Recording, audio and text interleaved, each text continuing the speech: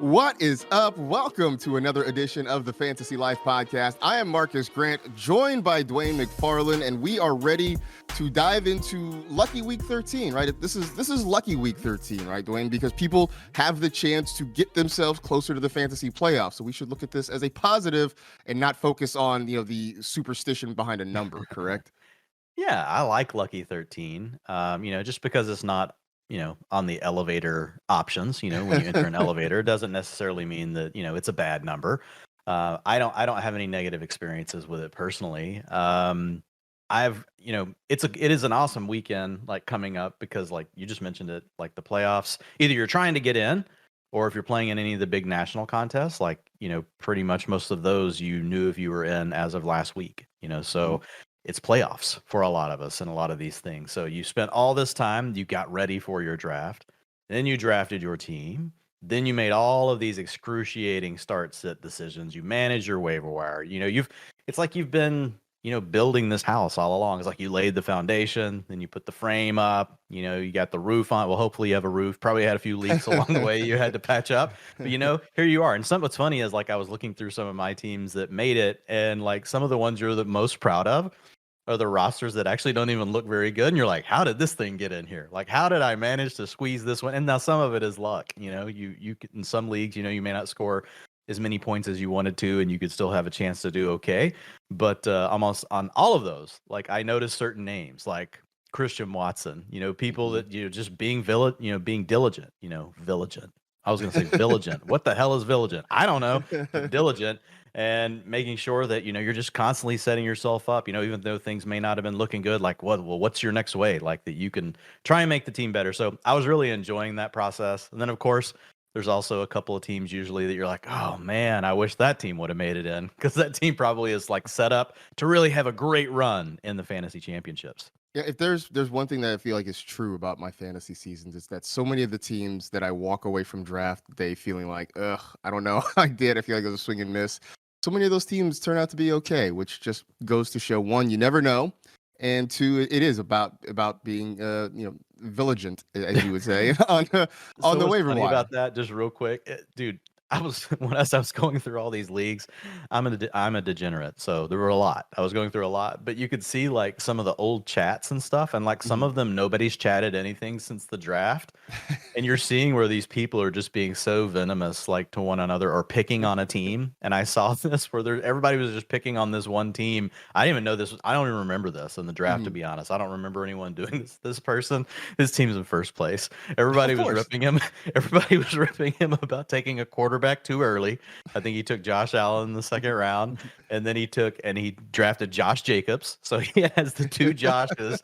Everybody's just like, man, you don't know what you're doing. They started off making fun of his team name or his handle. His Mhm. handle in the chat, which was like side pipes or something, and I don't know. Anyway, they're like, that's the worst handle ever, and oh, your team matches it. You don't take a quarter, and like the guy that was just ripping him the most, like I think won two games. So you just Oh, love it. Like you look at yeah. it, it's funny how it all works out. It is. It's proof that, for as much as we study, like it's all out of our hands. When they actually kick the ball off and play the game. So, uh, which seems to be a good way to start. We got plenty to talk about. We'll dive into the rankings and go check them out at fantasylife.com. As always, we'll get into that. Also, maybe dive into the Chiefs backfield, because it is a weird, strange, confusing place that has probably got only more confusing now that Melvin Gordon is in town. But we'll try to make some sense of that near the end of the show. But let's start with a tweet from Ian Hartitz, who does a lot of good work. If you don't follow him, I don't really know what you're doing with your fantasy life. You should change that immediately. But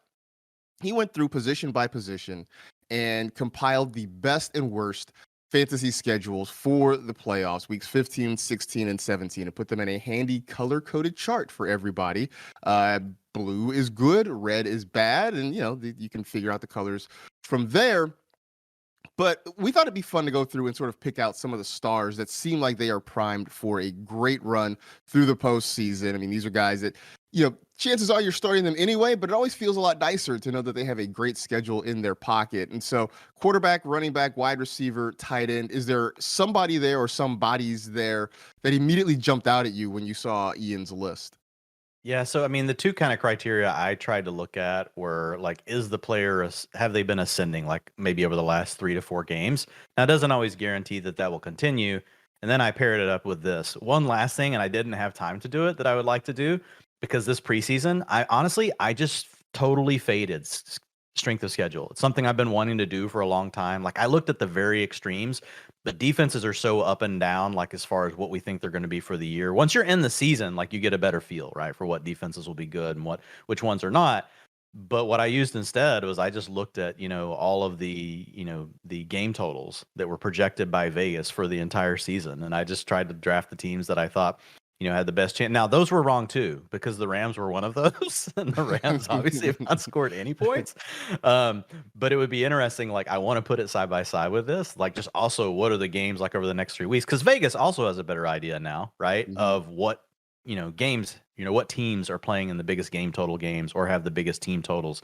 I think we'll know who a lot of those are anyway. It's just the teams with good quarterbacks. But yeah, so for this exercise, I didn't do that last part, but I just thought about it like a little bit too late before the show. One high level takeaway I had when looking at these, Marcus, and they are awesome. Appreciate Ian putting them out. And for some of them, I was just like, quarterback, for example, I was like, well, this sucks. Like the best quarterback schedule is for the Jets, the Texans, the Packers. We don't even know if we'll have Aaron Rodgers after this week. The Panthers, right? And then a team that doesn't even want to throw the ball, the 49ers. And then you get the Falcons. Then you get the Steelers. I'm like, what are we? And then it's Denver. What are we? Maybe the best one on here is Baltimore, right? Because, if you've got Lamar Jackson, I've got him actually on a few teams that are going into the playoffs. We know he has the dual threat capability, but it's kind of nice to see that he's got week 15. He has the 15th easiest defense. Or sorry, that would actually be the 17th because it's the opposite of this, right? But then he's got, so we'll call it the 15th worst defense he's playing. Then the 23rd worst, then the 26th worst, right? So those are good. 23 and 26 are good. So that was the most interesting one because then the next one you get to is the freaking Patriots and the Giants. I'm like, this does not help me for quarterback when I first looked at this. So I'll go with Lamar Jackson. He has definitely been cold lately. But we know what can happen to these dual threat guys. They can get going at any moment. We've talked about it before. People thought, Justin Fields was terrible. We started talking about him on the show and other shows too, but we're kind of like, guys starting to run the ball a little bit more. They're starting to get some design rushing attempts. Everybody's like, doesn't matter. Can't throw for over 175 yards a game. Guess what? Went on an amazing run where, guess what? He really didn't throw over 175 yards a game, but he ran for 150 every game. So I think that's totally in the wheelhouse for Lamar Jackson. We just also need him to stay healthy. Like he's one of these guys that's just weird. Like he's always popping up with illnesses, missing practices. But that would be the one I would go with. Yeah, I mean, Lamar's interesting. I think Jimmy Garoppolo is sort of interesting because I know we've talked about him and just the weapons. And I feel like for people, either you drafted the wrong quarterback, you drafted Russell Wilson or Aaron Rodgers or what have you, and you've had to pivot maybe to Garoppolo. He's a really nice option. One of the ones that jumped out at me immediately, though, is I went over to running back and I just immediately saw that Derrick Henry is up there with 2, 3, 4, 5, 6, seventh best, I think, schedule. Yeah, the seventh best schedule for Derrick Henry, which seems super unfair because you're talking about a guy who even in the worst of matchups seems to figure out a way to prevail. Now he's facing the 29th worst defense, the 32nd worst defense, and yes, he's got he's got a tough matchup in week 17, right, against the fifth worst defense in the league. But at that point, you feel like you have such confidence in him, you have such belief in him that you're not really worried about that last one, especially in week 17. So it just feels like Derrick Henry. It's not, there's no such thing as a golden ticket to your fantasy Super Bowl, but this feels like as close as you're going to find in fantasy football. Yeah, I think that's absolutely the best one because you have the perfect match of a player. You already have a top 5 player, and then you're going to give them a top 5 schedule. Those 2 games that that you mentioned, like those are very juicy. The first I'm mentioning like 2 guys here. The first one I would mention would just be James Conner. Now his schedule isn't necessarily good, but it's just that like 95% of the snaps. The guy's finally healthy. Like he's getting everything. You've got Zach Ertz out of the lineup. A lot of times running backs and tight ends, they're really vying for a lot of the same targets underneath against the linebackers and things like that. So I think you're going to see more of the targets for James Conner. He's obviously getting the carries, and we've talked about it all year. It feels like it maybe is finally coming to fruition. I feel like every week we've been like, and the Cardinals are getting healthier. As soon as they get someone, they lose someone. They It's lose like, someone, right? yeah, it's like, oh, we get DeAndre Hopkins back, Marquise Brown's out. Then you get Marquise Brown's out, Rondell Moore's out. I mean, Greg Dortch couldn't even get on the field. Like, and Grafter, he balled out like in an island game for us, and we're like, oh man, look at this Greg Dortch guy. No, not playing. So you get them getting healthier, they can score more points. The schedule isn't necessarily good, but like if I look at the schedule, just like, so you're saying there's a chance Alvin Kamara, like he has the number one schedule for running backs down the stretch. So we know it's a talented player that still gets targeted in the passing game. Like, I don't know. Come on, Andy Dalton. It's really not hard. Just throw the ball to Alvin Kamara. It would make your life so much easier. Like, you're a check down guy anyway. Like Kamara, Olave, like you don't need anybody else. Well, and it felt like earlier in the season, it felt like we had sort of had that, right? Like yeah, it's like, come on, Andy, we've had this talk. Yeah, I mean, they made the switch from Jameis. They bring in Andy Dalton. It's just like, hey, man, this is going to be great for Kamara. He's going to get all these checkdowns. It's going to be, sort of like Drew Brees is back almost, right? And that has gone away, and I'm frustrated with that. Yeah, I miss completely. that. I missed that. It was a fun time. He's on my Scott Fishbowl team, like, and it's hanging on. It's advanced, right? But it's like, come on, Kamara, I cannot make it another week without. My receivers are loaded. Right. My running backs, like after Kamara, are terrible because I had Javonte. So I'm like, come on, Kamara, come on, just one time. I recently tweeted, is Kamara droppable? And the common response was, well, who am I dropping him for? Which to me says that people would like to move on, they just can't, right? It's like, it wasn't just a straight out like, no, you're crazy. What are you doing? Delete your account. It was like, who else do I pick up? Who am I going to go get? Which says like people are frustrated and don't know what to do, but there are no better options out there. Super, super frustrating. What is a good option, though, is going to check out the Game Hub on fantasylife.com. We've talked about this before, but it is worth continuing to kind of let you guys know about what there is here. And really, it is your one-stop shop for everything you need to know about every game on the slate each and every week. For instance, we got the Thursday night game, the Bills at the Patriots. I mean, there are a number of tabs, Dwayne. I mean, from previews to stats to fantasy to betting, there's pick'ems. I mean, literally everything you could want to know about a game coming in, except the final score, because none of us know that right now. It really is in one spot. This is a really cool tool that is put together over at Fantasy Life. Yeah, I'm super proud of what we've done here because, and you kind of mentioned it there, it's just one spot where you can get everything. And like, I'm someone that's always like in the research I'm doing to really create my rankings, do any of the, whatever I'm writing, like a big part of what I'm doing is pulling information together into one spot at first, right? Like, and some of that I have automated, some I go out and search for it. But I mean, a good part of, my, work cycle, if you will, is gathering the information. And so I just love the fact that we've created a scenario where you can come in and get it all in one place. And the way I think about it is you start off at the left, and if you folks come in and see it, and there's a preview. That's kind of just you get the quick preview, the rundown of the game. We're not going to kill you with 20,000 words, right? It's a quick read. You can read it in like a minute, and you can say, okay, I got the basic gist of this. Then as you work your way to the right, like you get, okay, your basic stats, and they start off at the team level. So you're just kind of seeing, okay, Buffalo's offense versus New England's defense. Where are the potential high level? Where are the potential matchups here? And then as you move to the right, it just gets more and more actionable, right? Then you get to your fantasy section, and you actually can see start sit advice. You get to the betting tab, and then you've got the picks for the game. We've got the Fantasy Life bets. You've got props in there. You've got the game picks, and then you get to pick them because maybe you just want to do underdog or you want to do sleeper, and you have that information there. And then finally, you have the detailed projections that also links back to the bet MGM lines, so you can see we've got a guy, for example, on Thursday night we've got Josh Allen projected as a 44% edge to bet the under based on all this information that we just talked about.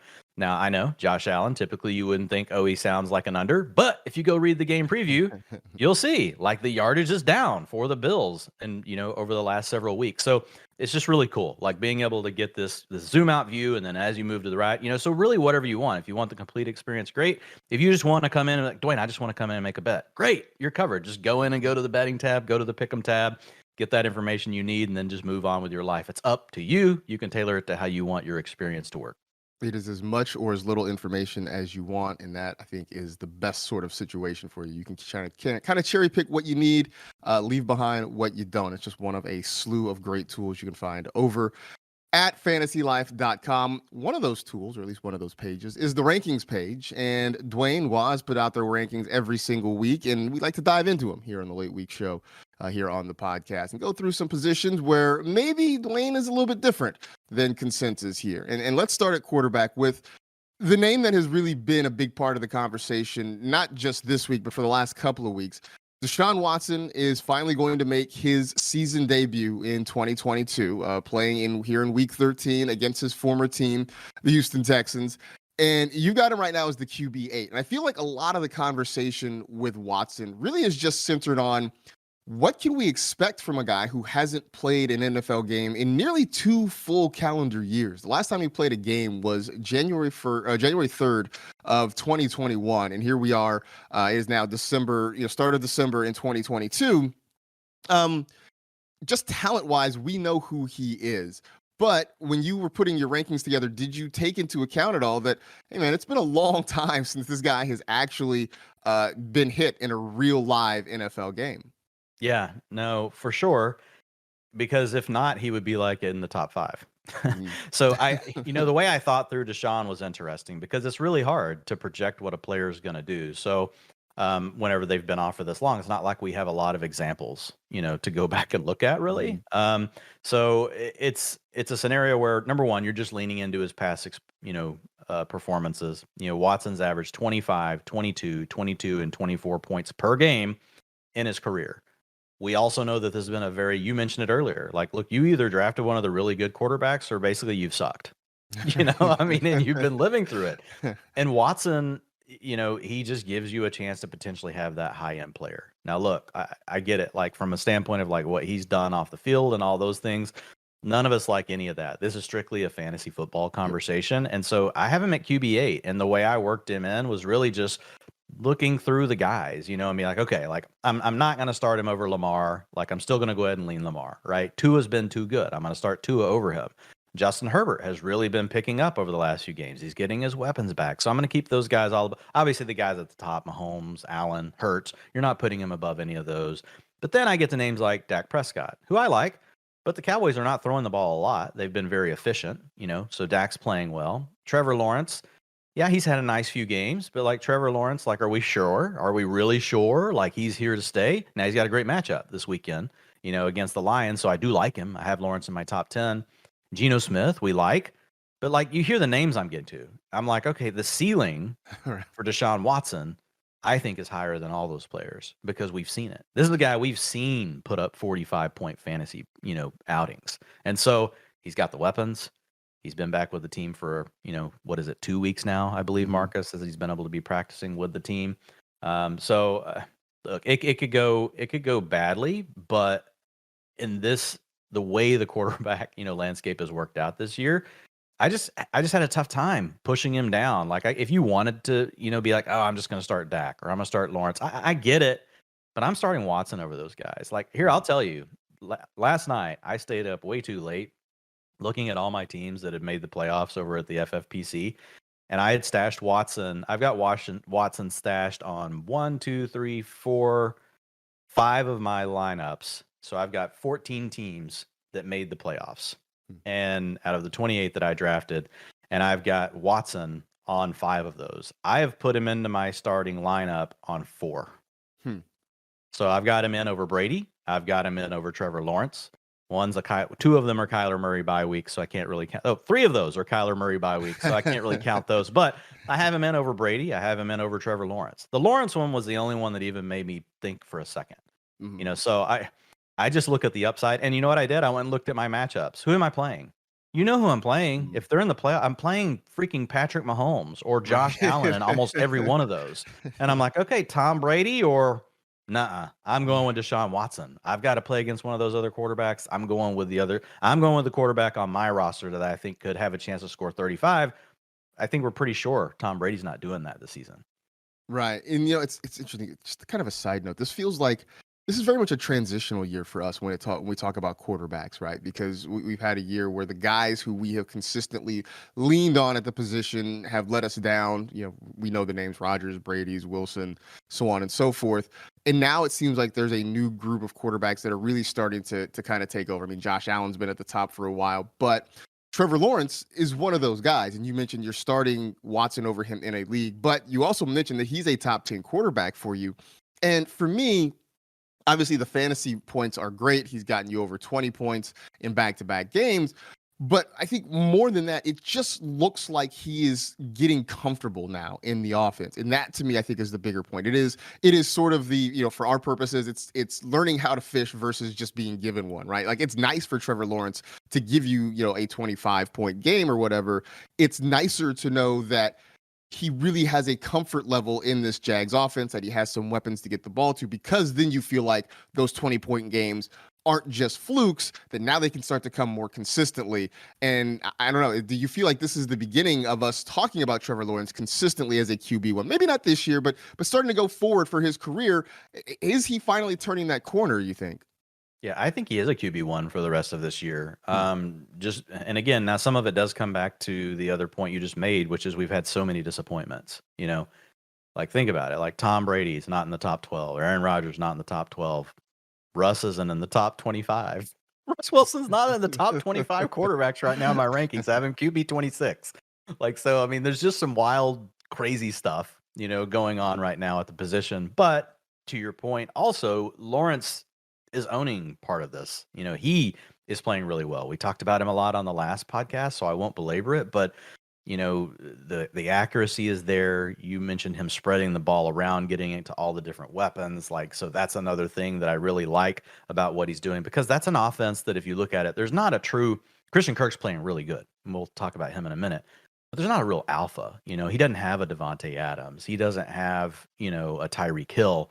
But they've got a good, if you put all the weapons together, Zay Jones has been really good over the last few games. Marvin Jones, he can do certain things still really well. Christian Kirk's great inside in the slot. Evan Ingram has had his stretches this year where he's played well. So I like the fact that Trevor Lawrence is figuring out how to get all those guys involved. You got a different, it's kind of like the whack-a-mole. It's like, oh, the defense is going to take away this one. Well, he's got two others that he can go to. And, if you talk to defensive coordinators and stuff in the NFL, and I've read a lot about this kind of stuff, in my past, trying to learn more about football to be good at fantasy football. But you hear of this thing called the rule of three, and if a quarterback has three good weapons, it doesn't really matter how good the defense is. It's just really hard to defend. If a quarterback has two good weapons, then bad defenses will really struggle against them. Average defenses will still struggle, but the good defenses will figure out a way to take those guys away. And then there's some offenses where there's just really one weapon, which is crazy to think, because that's really all Green Bay's had for these last several years with Aaron Rodgers.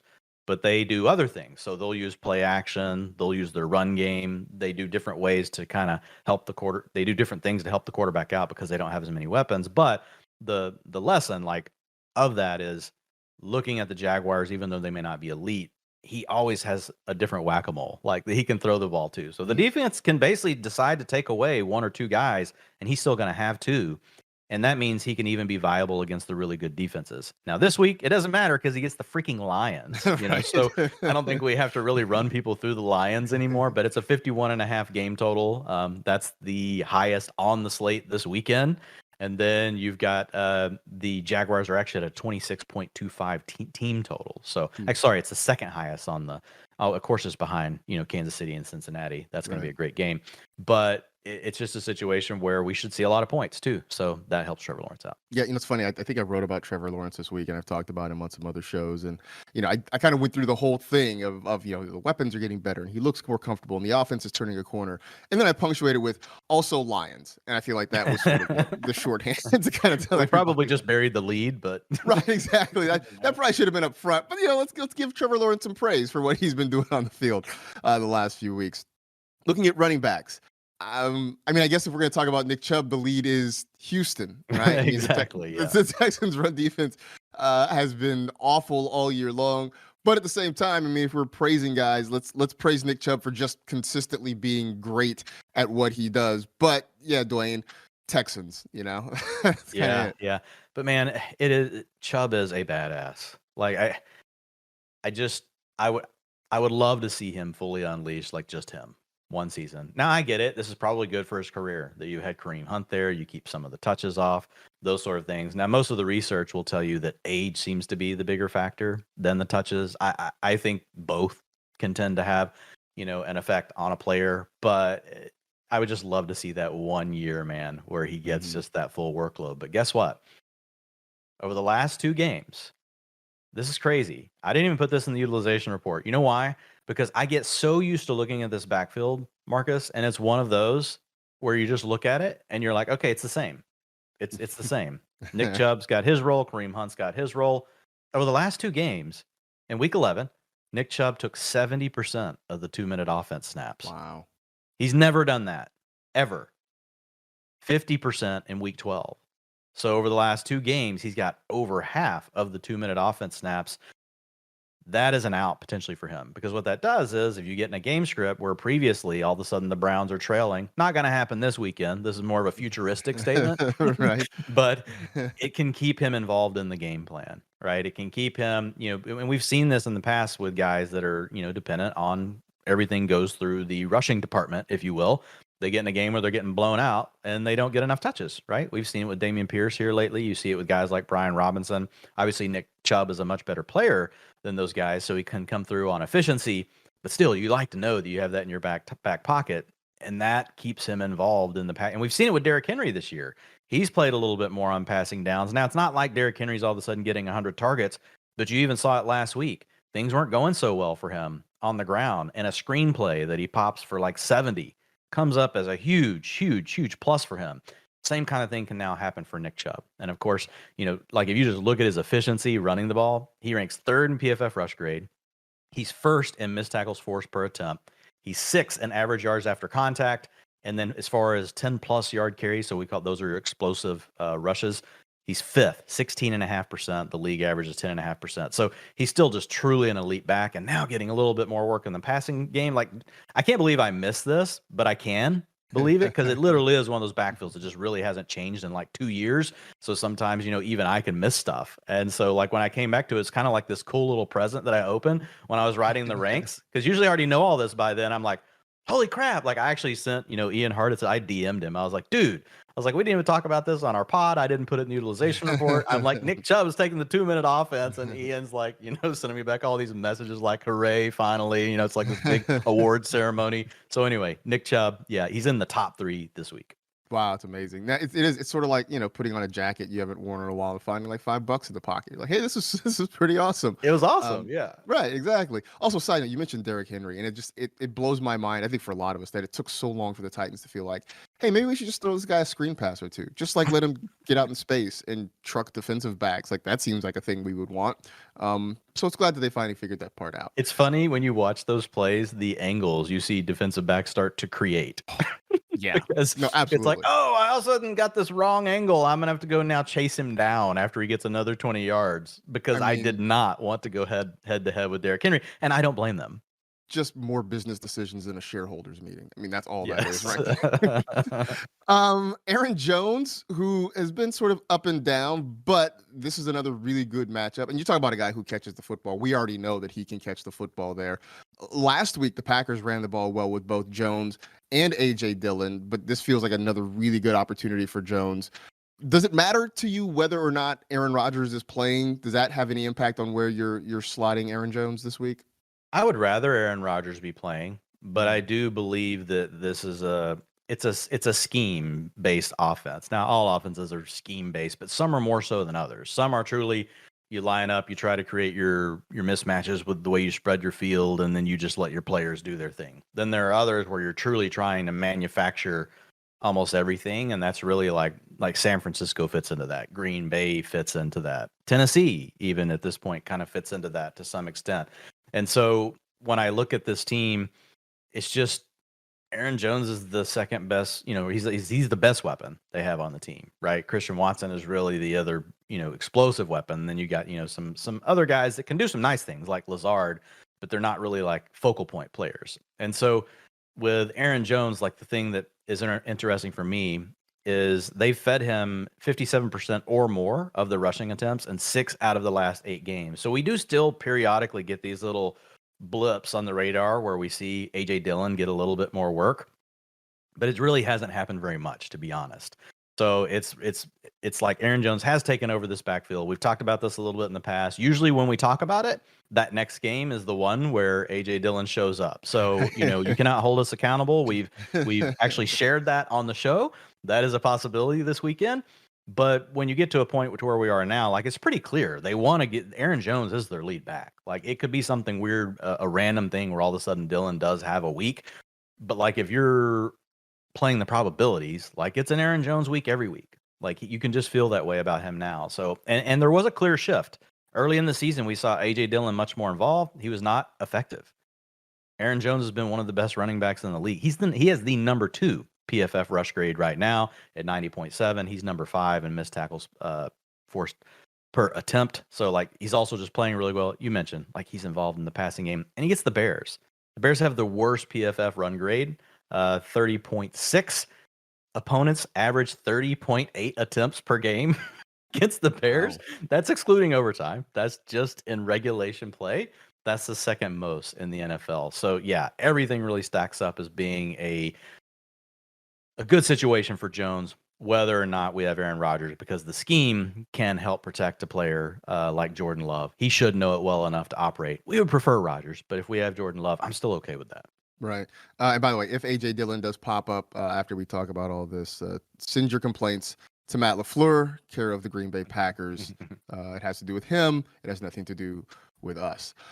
We talked a little bit about Dameon Pierce earlier in the week, and people very frustrated. And even though it seems like he has been down for a long time, it really has only been the last 2 games.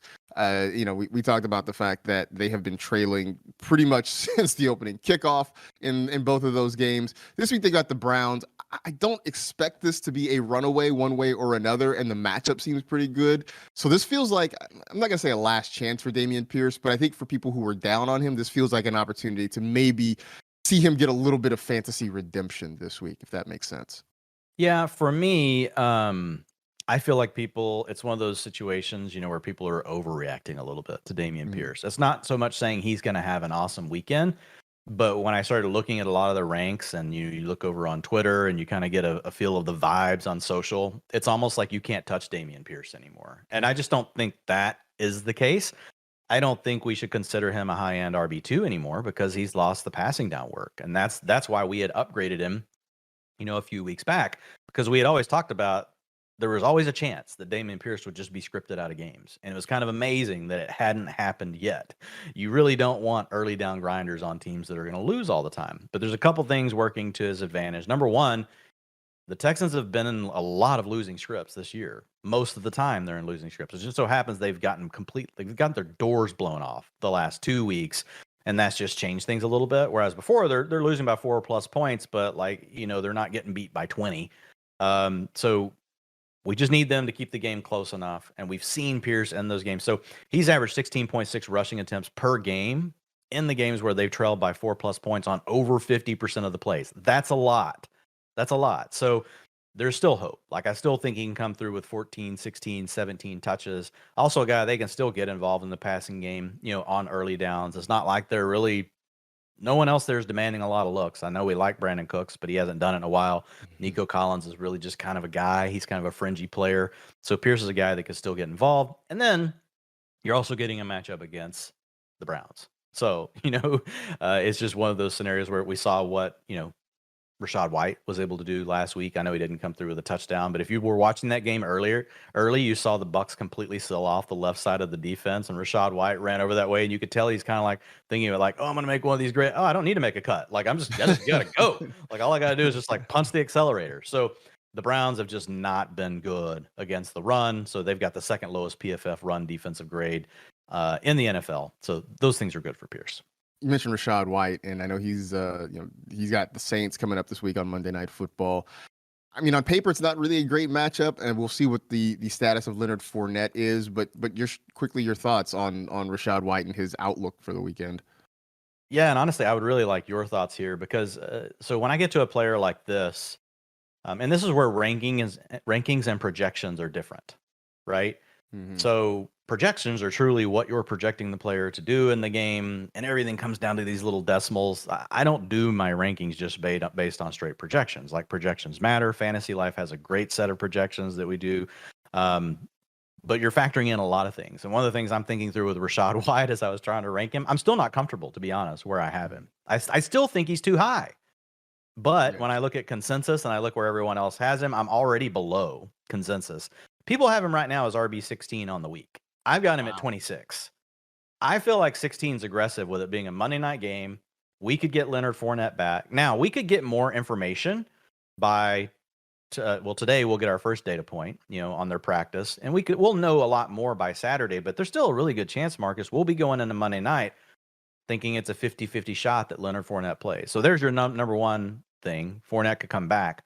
But number two, what if Fournette's still the lead back? Like, we don't know. A lot of people, I think, are just assuming Rashad White is taking over this starting job. I don't know that that's it could happen, but like, if I'm putting a percentage on that, like, I don't feel like that's a 70% thing. Like, I think at best that's a coin flip that he's taking over the lead role.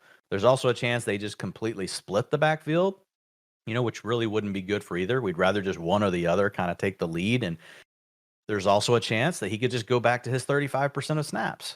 So I kind of looked at it as, okay, 35% snap share playing for the Bucs, went back and looked at his performances. It's not a terrible floor. Like, you can probably get 7 or 8 points out of that, even against New Orleans. But the upside is if he does take over the starting role, okay, great. You got to factor that in. He'd be like a mid-range to low-end RB2, to a mid-range to high-end RB2 in this matchup. If he has 65 to 70% of the work, whether he wins the job or Fournette just doesn't play. And I kind of took that. And then I'm like, okay, so what are the players that I would still start over Rashad White, right? Knowing that range of outcomes. And there's quite a few. Like, I would start Dameon Pierce over him. Like, unless we get more information that just clearly tells us what's going to happen before. But Jalen Warren right now, Najee didn't practice yesterday. I would start him, Cordarrelle Patterson, Antonio Gibson, Miles Sanders, Isaiah Pacheco, Ezekiel Elliott, Devin Singletary. Like, those are all guys like where it's really, once you get to Singletary, Brian Robinson, guys like that, it's really close. So I have him ahead of Brian Robinson. I have him ahead of Latavius Murray. I have him ahead of DeAndre Swift based on that range that I talked about. But he's really tough. It's really tough to put him, to put him in the ranks. So I don't know. That's my thought process, kind of thinking through all those variables. But I don't know what your thoughts are. Like, where would you? I don't know where you've got him. It's. I don't know where the thought. I guess the idea that he's going to suddenly take over the backfield, it just feels like wish casting a little bit because It does. I mean, Leonard Fournette is still that guy. He can still be a 3-down back. They still really like him in pass protection. And I know Rashad White is a good player, but I think, as long as Fournette is healthy, he is still sort of the lead guy. And maybe that gap closes between the two of them from where it was earlier in the season, but I just don't see a world where the Rashad White has surpassed a healthy Leonard Fournette. So in that situation, you're talking about him sort of getting the second bite at the apple when it comes to those opportunities in the backfield. On top of it, you mentioned it is that Monday night game, which means if you're waiting on Rashad White and Fournette plays, you're sort of stuck about what you're going to do with your options. You've pretty much played your hand at that point. The matchup is middling at best. There's just a lot of things about it that, I mean, when you said 16, that just sort of blew my mind because I just wouldn't have imagined it anywhere near there. Well, and I do think a lot of people are just assuming that that Fournette's not playing, like when they first make the ranks at the beginning of the week. But yeah, for me, I was just kind of like, I don't know how that's really actionable to someone trying to look at your ranks. Yeah. Just to go ahead and put him that high. I mean, for me, it's like you got to hedge because it's Monday night. Right. Yeah. So, I mean, look, if Fournette doesn't play, then, all bets are off and, you go right ahead with Rashad White. But I don't know. I don't feel quite that confident that I would have him that high. Looking over the wide receivers, we've talked about Christian Kirk, I think, a little bit the last couple of weeks. We've talked about the Trevor Lawrence, but the guy on the other side, Amon-Ra St. Brown. I don't feel like we need to tell people that you have to start ARSB at this point because you know better. But I just kind of was pleased because he got back in the end zone. He had gone through a long touchdown drought. And I know when that happens, fantasy managers start grumbling and start getting frustrated. And then he had the big game on Thanksgiving. He scores a touchdown. Now he's got the Jaguars this week. So it feels like more than anything, just like Amon-Ra's back in our good graces. Like all praise the sun god because he scores touchdowns again. And I just wanted to give him some love. I know you've got him at wide receiver 5. So like, this is just like, hey, start Amon-Ra, but he scores touchdowns now, so we can stop worrying, sort of thing. Yeah, and people can just go check out the rankings and tiers article this week. Like, but he's one of those players that every so often we see everything align for in a certain game. And that's happening for Amon-Ra. Like you already talked about him. He's elite. He's awesome. He's a badass. He averages 34% target shares in his healthy games. So, I mean, like the dude is freaking amazing. He has a 32% targets per route run. That is only behind Tyreek Hill and by decimal points. You know, they're both at 32%. He's just slightly behind in the 32% category, if you will, to one of the best receivers in the league. And he also gets a great matchup. It's the 3rd worst PFF coverage grade. You know, looking at, you know, the game against the Lions. And we already talked, I mean, not the Lions, the Jaguars.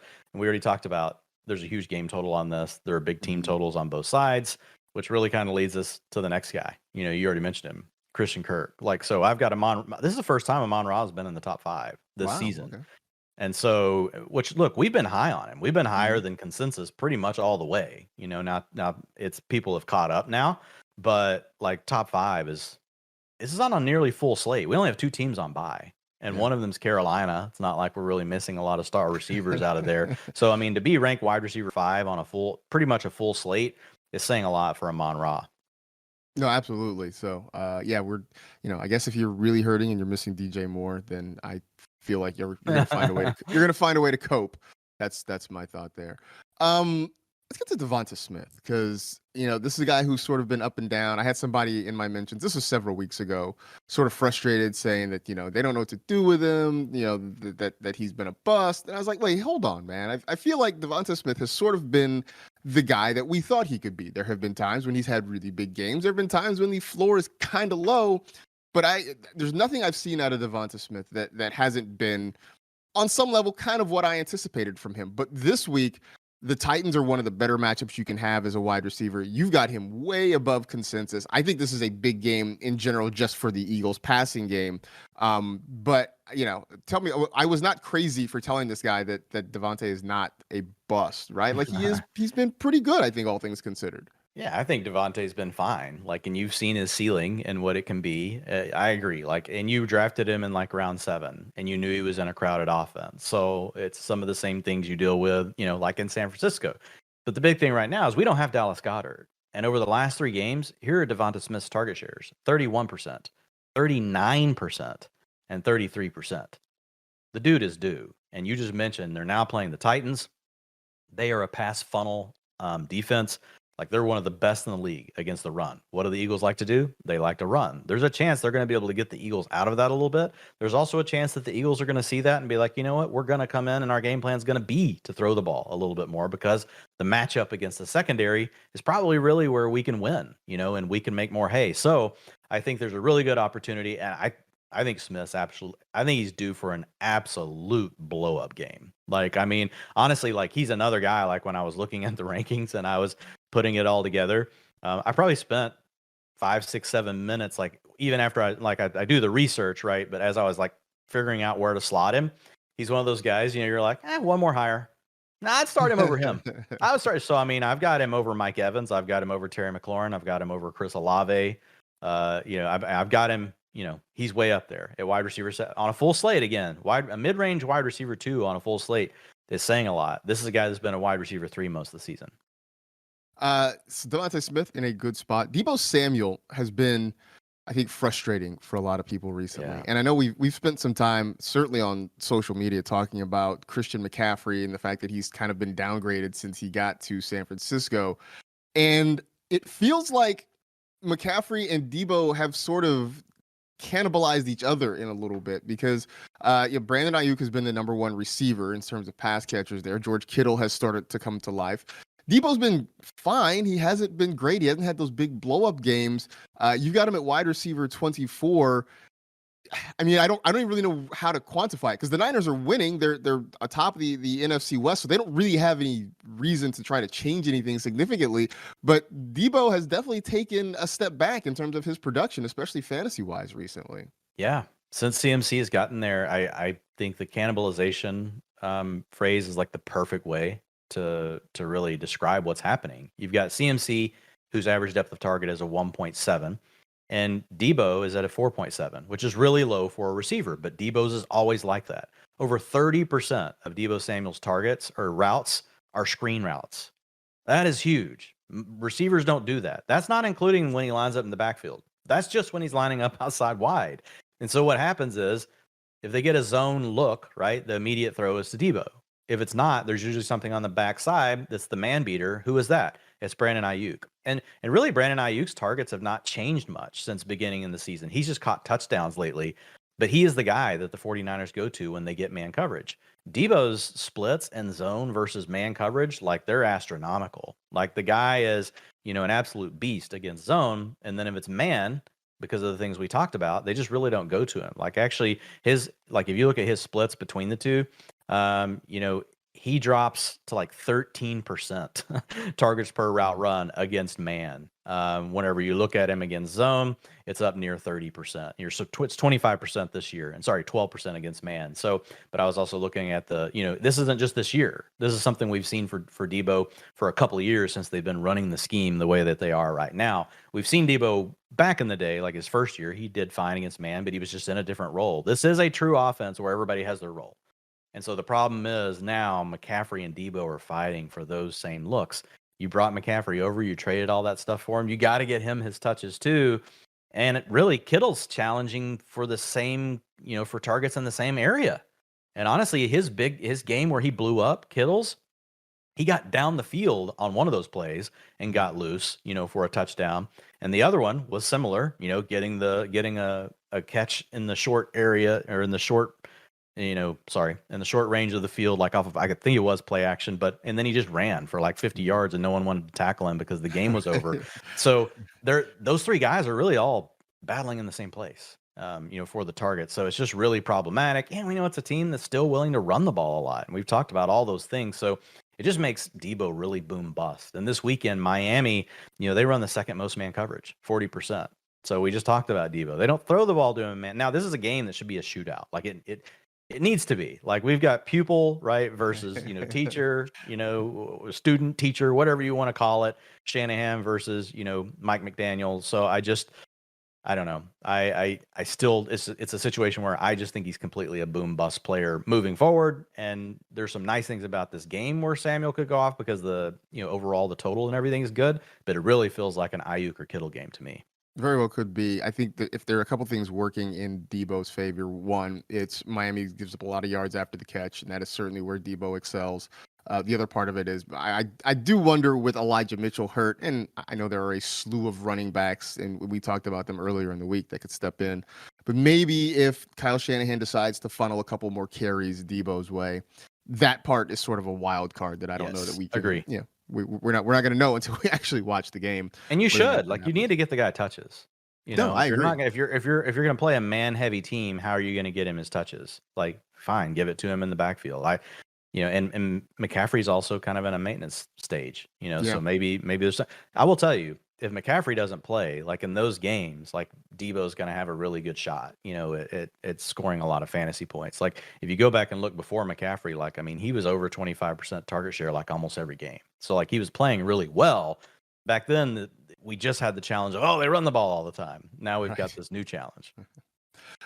Christian Watson, and we talked about Aaron Jones and your thought that it would be better if Aaron Rodgers plays. Is that the same thing for Christian Watson? He had a long catch and run for a touchdown with Jordan Love, but I would assume it is still a better thing for Christian Watson if Aaron Rodgers is on the field this week. Yeah, totally. Just because Aaron Rodgers is one of those guys, and we've talked about in the past, he can buy time, manipulate the pocket, and he can hit the big play down the field. So you really we don't know. Jordan Love may be able to do that. We don't know, but it's a pretty unique skill. There are really not that many quarterbacks that can hold the ball as long as Aaron Rodgers does and avoid sacks and make big plays down the field. Now, we haven't seen as many of them this year, but it has really come to life over the last several games because of the chemistry he has with Christian Watson. I put Watson on here just because the biggest thing, like you hear a lot with Watson, it's funny. Everybody's like, he just can't keep it up. He can't keep. You're right. Like the touchdowns are due to regress. But at the same time, like each week is just its own new week. And he is the best receiver on the Packers at this point. I think it's fairly easy to say that 24% targets per route run tell us that he is the best Packers receiver. That is well ahead of anyone else on the team. Alan Lazard is at 20%.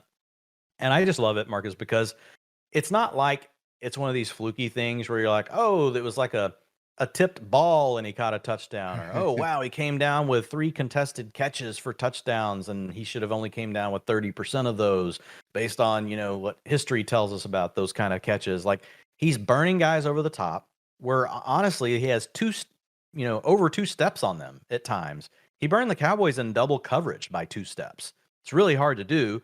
And then last week you saw, oh yeah, you can also just get the ball to him underneath, and he can just erase angles, because of the game-changing speed that he has. So I just love players that can score from anywhere, right? They can beat you over the top, they can beat you underneath.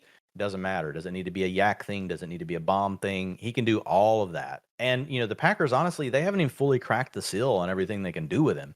They could scheme this guy. Like, they could be scheming him a lot more, screen type stuff, just like what, San Francisco does with Deebo. Like, they should. This guy should have a 30% target share every week. Well, they haven't even gotten into scheming him. Yeah, so you would think that with the state of their wide receiver room, why don't they? Maybe it is. They're just sort of getting him up to speed. But he's been good. There's no reason to sit him at this point, even if the touchdowns don't come. He is the wide receiver 1 in Green Bay. I don't think there's a dispute about that. One tight end to talk about. You got Pat Freiermuth at tight end 3. John Daigle, who does a lot of great work over at NBC Sports Edge, tweeted sort of jokingly, like, imagine micro-analyzing tight ends at this point. It has gotten to the point where you've got your guys at the top. You've got Kelsey, you got Mark Andrews. I guess you can throw Kittle and Freiermuth and a handful of other guys there. And then there's the, like, hey, man, if he's breathing, he's got a chance to maybe get you some fantasy points. But Freiermuth is a little bit better than that. I think he does have some life. And Kenny Pickett, for all the frustrations of him, he's playing better. He's getting the ball out to Pickens and Deontay Johnson and Freiermuth. So the Muth is getting loose this week, you presume? Yeah, I mean, and this is honestly, I wrote him up, and John's right. Daigle's right. Like, we've kind of settled in. We know who's who. And so I just chose who I wanted to write about here. And for good reason, because he's just an ascending young tight end. Like, so he's number 1 on the Steelers with a 24% targets per route run. Now, so he's missed time. So we like using the targets per route run versus just looking at target shares where he's missed games or missed plays. That's a lot, considering the fact that he's on a team with Deontay Johnson. Deontay Johnson has proven that he's a great target earner over the last several years.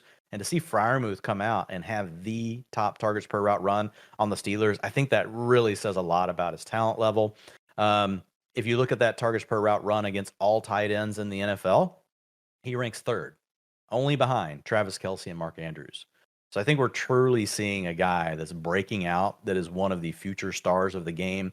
I was watching him last week. I know he didn't come through and hit the over like we wanted him to on his yardage and some other things, but I was just watching once he got the ball in his hands, because that's the thing with Kelce. Like, when you watch Travis Kelce and you see him catch a ball, like, you're great. Oh, he got open. He caught the ball. Like, we see some tight ends do that. But after the catch, what Kelce does, it's just like, eliminates angles, jukes guys, all these, even at the age he's at. Like, he's just great in that his ability to score when he catches the ball 10 yards away from the end zone. Most tight ends have to catch the ball in the end zone, like, to score the touchdown. And I just, was watching Freiermuth a lot recently, and I was like, I'm not saying he's Kelce, but he's got some sneaky giddy up. Like, I saw him turn a corner, on a linebacker and just take off from him after he caught the ball. I saw him kind of, take an interesting angle on a DB that got him a little extra yardage. So I like what we're seeing overall with Freiermuth, like in his yards per route run, which is really kind of gives you a little bit more of a flavor to like what he can do once he gets the ball in his hands as well. Like, he ranks 4th in the NFL in that. So I just think it's a really good spot. Atlanta's a good matchup. They give up the 6th most yards to tight ends and non-overtime play, 656 to be exact on the season. So imagine if you had a tight end in your lineup that had 656 receiving yards so far, like this season. Like, you'd think that was pretty awesome. So I think it's just a good spot for him. I have him in the top 3. There it is. All right. So those are a quick look at some of the rankings that we got over at fantasylife.com. Be sure to go check out the rest of them in depth. You can peruse at your leisure, as they would say over in the UK. Before we get out of here, I want to talk about the Chiefs' backfield and maybe their wide receivers too, because it has been a headache for a team that is so good. It has offered us very little in the way of clarity when it comes to their backfield. And we started the show talking about playoff schedules and rankings and that sort of thing. The Chiefs, according to Ian Harditz's calculations, have the second best fantasy playoff schedule. And Dwayne, it's so frustrating because we've punted on CEH, understandably. Isaiah Pacheco does have some interesting facets to his game. Ronald Jones got some snaps last week. Now they add Melvin Gordon. You talked about your frustration with some of the quarterback fantasy playoff schedules. The Chiefs are right up there because I don't really know that I have confidence in any of these guys, but they're such good matchups that it's really frustrating right now. Yeah, I'm pretty confident at this point in Isaiah Pacheco. Like Melvin Gordon was terrible this season, so I know he can. He was funny, like leaving, like when he did the OJ meme and all that stuff. Yeah. But like it just, I don't know. Like I don't see it. I didn't see it from Gordon this year. I think if anything, he's the guy that could come in and take some of McKinnon's work. McKinnon didn't practice yesterday with a hamstring, so we could have him out. But Pacheco's getting 70 to 85% of the rushing attempts since CEH has left. Actually, starting the game before CEH got hurt. So I think I love it. Like I get it, not involved in the passing game. I get it, pass heavy offense. But you just mentioned it. You've got a great schedule, and you've got the number one offense in the NFL. I don't think they're going to take it away from Pacheco. Like he's also looked good running the ball. I think the only question is, can he perhaps expand his role to be more of the passing game? Have more of a passing game role if Jerick McKinnon is out. Like I don't think at this point we can guarantee. Oh no, that's going to Melvin Gordon. Like we don't know. Melvin Gordon hadn't even been brought up off the practice squad yet.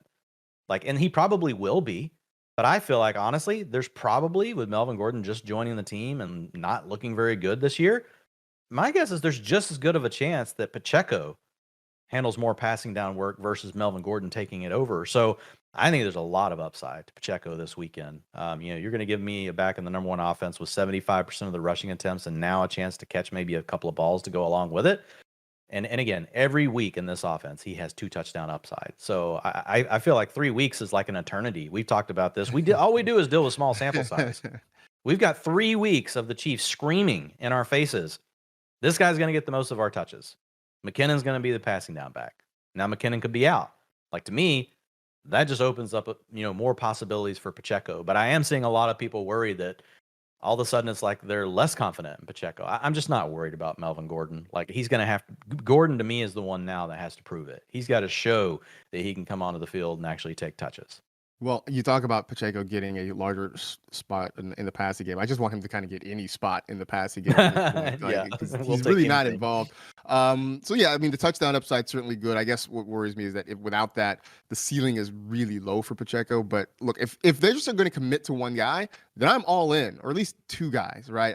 I don't want Andy Reid to I tweeted the photo of him from that insurance commercial where he's drawing mustaches on sleeping passengers. Like I feel like that's us when we try to like lean too heavily on a Chiefs running back, that he's drawing a metaphorical mustache on us. But the matchup is really good. At least the matchups are going to be good heading into the fantasy playoffs. So please, Andy Reid, just give us this. That's all. I know you've given us an amazing quarterback and a lights out tight end, and you had great wide receivers there in the past. But give us this too. That's all we're asking. That's my wish. You've had great running backs before. Like just do it again. That's true. I mean, you had Jamal Charles, you had LaShawn McCoy, you've had really good running backs there. So that also as well. So just please do it one more time. That's all I'm asking. All I'm also asking is that you go check everything out at Fantasy Life, whether it's the rankings, it's the game hub, it's any of the other number of tools that we have there to make you better and smarter, whether you're playing season-long fantasy, DFS, sports betting, all that kind of stuff.